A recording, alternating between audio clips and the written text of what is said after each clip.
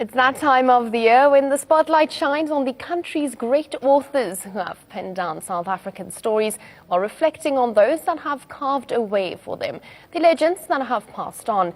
28 authors have been shortlisted for the finals of the 2017 South African Literary Awards, and this annual feast of words has been existing since 2005 and travels throughout the country yearly, with different provinces hosting it, celebrating the power of written words.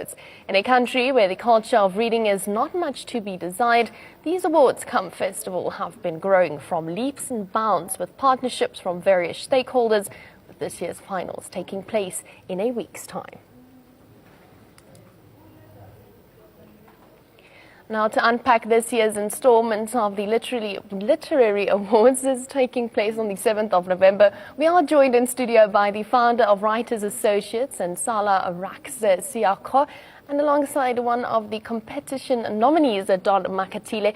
Very good morning and thank you so much for joining us here on ANN7. It is a great pleasure to have you with us in studio. Let's start about what the awards is all about. How did it come to light that this award is needed in South Africa? Well, the South African Literary Awards, as you said, were established in 2005 to really celebrate the craft of writing and the practitioners of our literature in South Africa. We started off with the category of the National Poet Laureate, which was bestowed on the now late Professor Mazisi Kunene, and later to Professor Kiurapes Khositsile, who is now the reigning Poet Laureate. And after that, we added quite a number of other categories, including the Literary Journalism Award, which my comrade and friend here, Don Makatile, has been nominated for. Now, Don, I actually want to talk more about the award that you've been nominated for. Just tell us a bit more about why you've been nominated for this award. Give us some more information.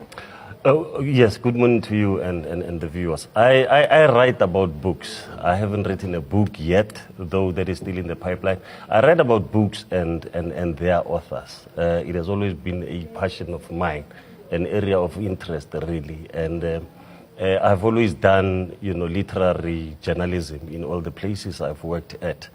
And it is just an honor that, this year, Rax and the team saw fit to nominate me for the kind of work that I do. It is really, great to be associated with books and, its world, Now, what differs South Africans' literacy from the rest of the world? What makes it unique? You want to take that? Yeah, I think you must. What makes South African literacy unique to the rest of the world? Look, I don't think we are as unique, as your question infers. But we are just part of a big global world that enjoys books and authors. We are lucky that in South Africa we are seeing a great emergence of young and new voices that are coming through. There was a time before when there was this dearth of young writers and new voices. The tide has turned. People are writing more and populating the literary space with unique and great voices. Now, I do have it here that there are two new languages, Gqam and Kun. If I am pronouncing it correctly, you can help me on that. But why was the decision made to actually include this in the South African Literacy Awards? Well, the way we go about as the South African Literary Awards, we first send out the calls for submission. And so people, as individuals and as institutions like publishers and writers themselves, do send in these contributions, the submissions.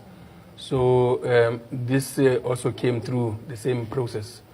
And we feel very honored ourselves and quite proud that the language spoken by the first people of South Africa, the San people and the Khoi, is going to be recognized in this wonderful way.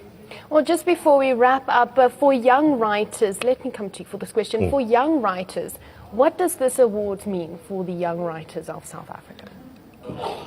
Look, I don't think people necessarily write for awards. You know, there is this, you know, something, you know, I always say, and it is perhaps a view shared by many people, that you write to heal something inside. You know, there's a catharsis that you go through by you know, indulging in the art of writing. When an award comes, you know, it is just the cherry on top, you know, but people write just to heal and, you know, ventilate.